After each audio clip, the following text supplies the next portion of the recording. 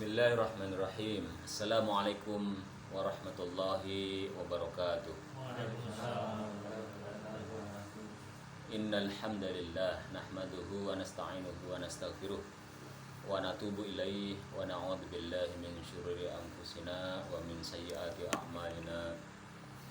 May yahdihillahu fala mudilla lahu wa may yudlil fala hadiya lahu. Asyhadu an la ilaha illallah wahdahu la syarika lah wa asyhadu anna Muhammadan abduhu wa rasuluhu la nabiyya ba'da. Allahumma shalli wa sallim wa barik ala sayyidina Muhammadin wa ala alihi wa ashabihi ajma'in. Yang kami hormati Sahibul Bait, Sahibul Hajat, Bapak Ahmad Sodikin. Semoga Allah memberikan limpahan barokahnya kepada antum dan keluarga. Yang saya hormati juga bapak-bapak yang dapat hadir pada kesempatan malam hari ini. Puji dan syukur kita panjatkan kepada Allah SWT karena pada malam hari ini kita masih diberikan limpahan nikmat, baik nikmat iman, Islam, kesehatan maupun waktu luang, sehingga kita bisa berkumpul di rumah Bapak Ahmad Sodikin. Rumah yang indah, rumah yang insya Allah penuh barokah, yang digunakan untuk sehari-hari mencari ilmu, sehari-hari untuk bercengkrama bersama keluarga, ya, yang cukup indah ini. Baru 1 bulan ini, tetapi karena begitu nikmatnya 1 bulan terasa baru 1 hari, ya. Beda dengan rumah yang mungkin tidak menyenangkan, baru 1 hari sudah terasa setahun. Nah, ini sebaliknya, ya, Pak Ahmad Sodikin bersyukur malam hari ini mengundang kita semua, ya, untuk memberikan, ya, doa barokah, doa keselamatan. Nanti kita akan sama-sama memberikan doa yang terbaik untuk Pak Sodikin, ya, doa agar rumah ini lebih barokah, menghasilkan prestasi-prestasi ibadah maupun prestasi-prestasi amaliyah yang terbaik, yang akan menjadikan Pak Sodikin dan keluarganya menjadi pribadi yang makin muntijah, makin produktif baik di rumah maupun di kantor. Yang kedua, sholawat beriring salam semoga tercurah kepada baginda Rasulullah Muhammad SAW beserta keluarganya, para sahabatnya dan juga para pengikutnya. Kita yang hadir pada malam hari ini, mudah-mudahan Allah berikan kekuatan untuk dapat mengikuti dan meneladani beliau. Amin amin ya rabbal alamin. Bapak-bapak sekalian yang dirahmati Allah, dulu, ya, ketika seseorang pindah rumah, maka ada tradisi azan di 4 tiang, ya. Kalau sekarang mungkin udah nggak ada tiang, ya, tetapi rumah zaman dulu itu banyak tiangnya, ya. Kalau di kampung saya ada rumah Bandung namanya, ya. Antum mungkin pernah dengar rumah Bandung itu adalah rumah yang tiangnya ada 4 di, ya, mungkin masih ada di kampung Pak Sodikin, saya tidak tahu, tapi di kampung saya masih ada, gitu ya. Jadi tiangnya ada 4. Nah, tradisi dulu, ya, bahkan di zaman sahabat ada yang melakukan, ya, tradisi berupa adzan di 4 tiang rumah tersebut, ya. Sampai-sampai kemudian keluar ucapan dari seorang soleh bahwa bukan sebuah tradisi yang baik, apalagi hadis kebiasaan orang-orang soleh pada zaman Nabi, bahwa ketika pindah rumah baru itu ada di 4 tiang di rumah tersebut. Tidak, ya. Tetapi, ya, kita sebagai muslim yang taat, maka kita melaksanakan satu perintah Allah di dalam Al-Quran yang sering kita dengarkan, sering kita ucapkan, yaitu wa amma bi ni'mati rabbika fahaddis. Maka terhadap nikmat Tuhanmu fahaddis, maka kabarkanlah, maka ceritakanlah, ya. Ketika ada rawai, ketika ada kabar baik, ya, ketika ada nikmat dari Tuhanmu, dari Tuhan kita, dari Allah Subhanahu wa taala, karena pada sungguhnya semua nikmat itu adalah dari Allah Subhanahu wa taala, maka perintah Allah adalah fahadis, ya, fahaddis, maka berikanlah kabar gembira itu kepada orang lain, ceritakanlah. Tujuannya bukan untuk ria. Aku punya rumah baru nih, rumahku baru, keren loh. Ya, kau datang ke rumahku, aku mau pamer isinya ini itu, bukan. Ya, tetapi kabar gembira itu perlu kita ceritakan kepada orang lain agar orang lain ikut merasa kegembiraan itu, agar orang lain kemudian ikut mendoakan keberkahan, agar orang lain juga ikut gembira. Ya, karena ketika kita gembira, kita bahagia, itu kebahagiaan kita bisa menular kepada orang lain, terutama kepada saudara kita. Dan sebaliknya juga begitu. Kegelisahan, kesedihan, kemurungan, kemalasan itu pun bisa menular. Ya. Apalagi setan terus bergerak. Ya. Ketika ada saudara kita yang malas, ya, ketika ujian mencontek, ya, maka itu bisa menular dengan perantaraan setan. Tuh si A ulangan mencontek, ternyata nilainya bagus, nggak ketahuan. Setan membisikkan itu kepada orang lain, sehingga yang tadinya anti contek bisa menjadi mencontek gara-gara bisikan setan.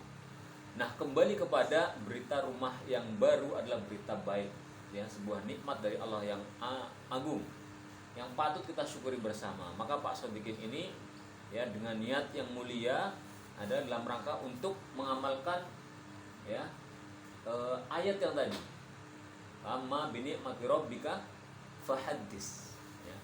Termasuk juga dalam pernikahan. Pernikahan Bapak, kenapa kita disuruh mengundang orang? Ya, itu salah satunya adalah berita gembira kita kabarkan kepada orang lain, jangan disimpan. Ya. Maka ketika pernikahan itu adalah kabar baik, berita baik, nikmat dari Allah SWT, maka undang tetangga, undang saudara, undang rekan kerja untuk datang memberikan doa restu kepada pengantin tersebut, ya, sehingga yang datang mendoakan barakallahu lakuma wa baraka alaikuma wa jama'a bainakuma fi khair, ya. Itu doa dari sekian ratus orang yang datang, ya, mudah-mudahan ada yang terkabul. Pun juga dengan Pak Ahmad Sodikin mengundang kita semua, ya, kita doakan mudah-mudahan doa kita nanti terkabul. Ya, semua doa-doa kita tentang doa kebaikan, keberkahan, kesejahteraan, kemakmuran, ya, untuk Pak Sodikin dan keluarga di sini itu dapat terkabul oleh Allah Subhanahu wa taala. Ya. Bapak-bapak sekalian yang dirahmati Allah, terkait dengan tasyakuran rumah baru, maka ada beberapa hal yang perlu kita garis bawahi. Yang pertama adalah bahwa bagian dari syukur kita kepada Allah adalah dengan cara seperti ini, yaitu ketika ada nikmat kita mengundang orang lain, kita memberikan makan kepada orang yang datang, ya, itu adalah bentuk rasa syukur Pak Sodik kepada Allah Subhanahu wa taala. Ya, nanti kalau perlu mengundang juga tetangga-tetangga di sekitar sini, bukan hanya teman-teman kantor kayak kita ini, ya, tetangga, ya, satu RT misalkan diundang kalau cukup, ya kan, kalau nggak cukup ya minimal kanan ada 4, depan ada 4. Kalau kirim aja gimana? Kirim Belum berani kayaknya. ya mungkin karena COVID, ya, COVID kita nggak tahu status tetangga kita, ya, dibagi nggak apa-apa, tetapi ada ucapan di situ, ya, bahwa kita sebagai warga baru mohon izin, ya, karena musim COVID belum bisa mengundang ke rumah, tapi tidak mengurangi rasa hormat kami bahwa kami memberikan nasi kotak ini dalam rangka untuk syukuran pindahan rumah kami yang baru, ya, tertanda Pak Ahmad Sodikin, warga baru, RT berapa, RW berapa, nomor berapa ini. Ya, kalau ke Pak RT harus sowan. Sudah, ya, alhamdulillah, ya. Ya, jadi ini pengalaman pribadi nih Pak Ahmad Sodikin dan Bapak sekalian, ya. Saya secara usia baru 41 atau sudah, ya. Tetapi di RT saya sudah dianggap sebagai sesepuh. Walaupun saya belum sepuh.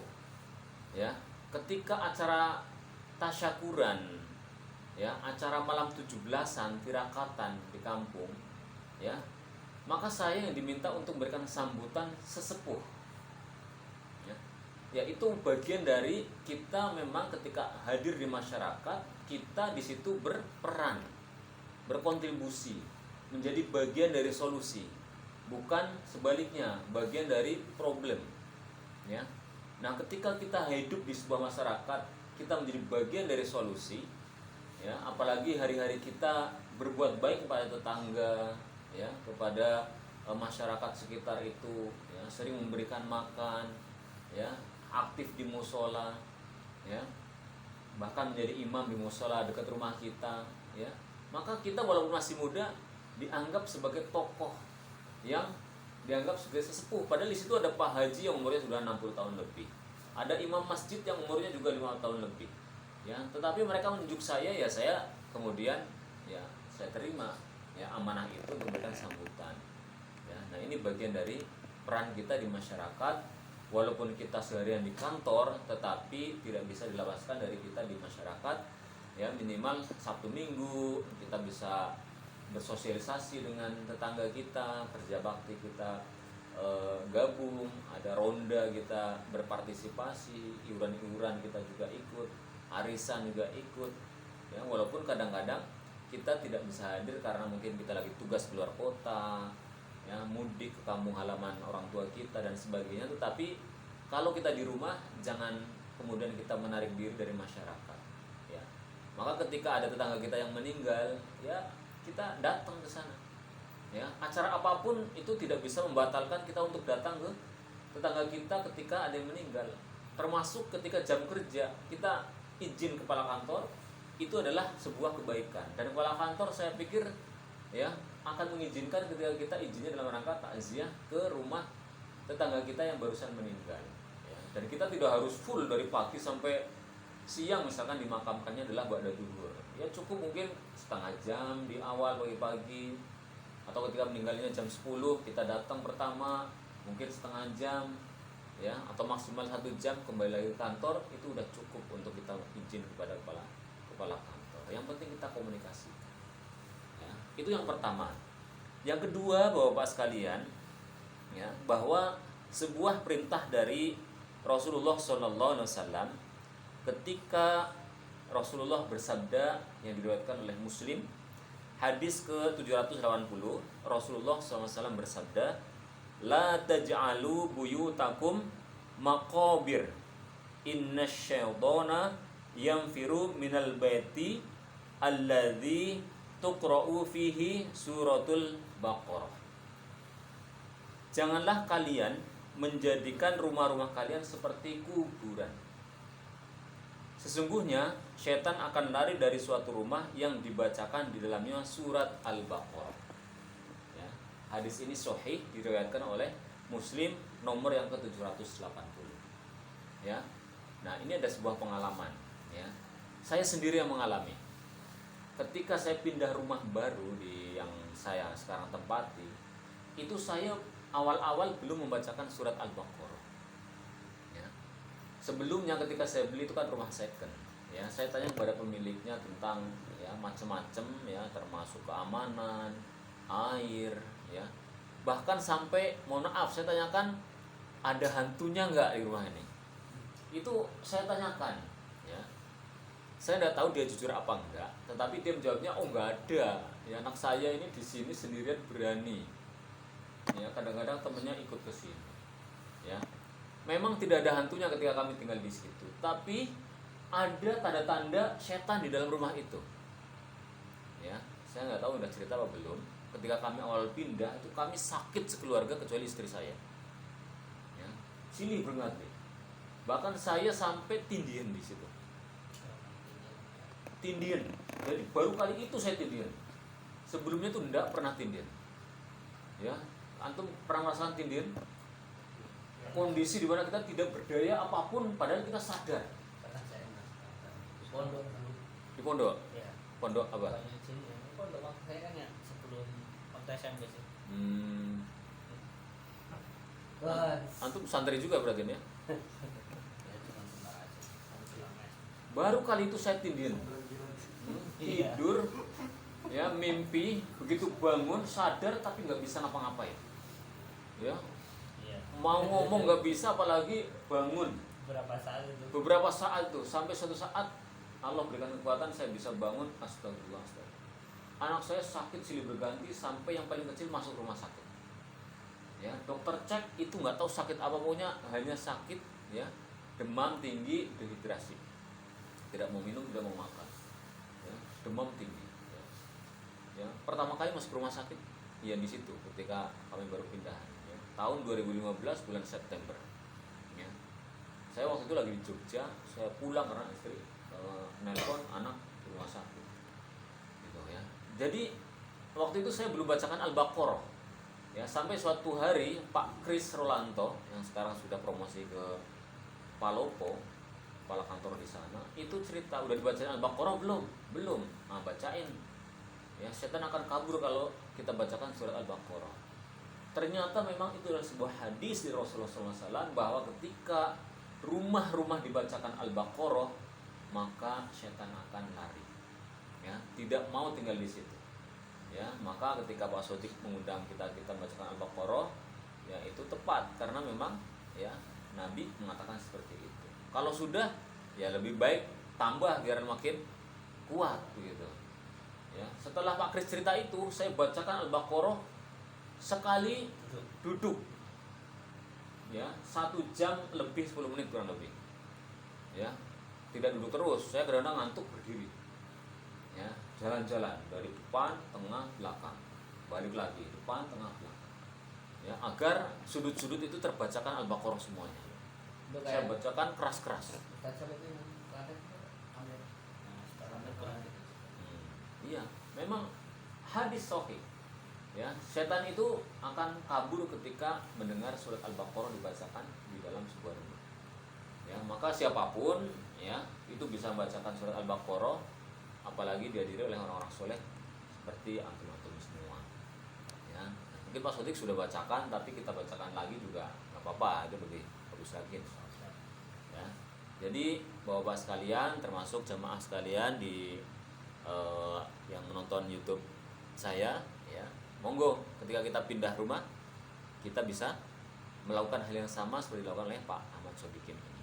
Mudah-mudahan Allah kabulkan hajat Pak Sodikin pindah ke rumah ini dalam rangka untuk menciptakan keluarga yang sakinah, mawaddah, warahmah di keluarga, maupun bersosialisasi dengan masyarakat sini dengan yang cara yang baik ya. Mungkin itu dari saya. Qulu qouli hada wa astaghfirullah li wa lakum wa billahi taufiq wal hidayah. Assalamualaikum warahmatullahi wabarakatuh.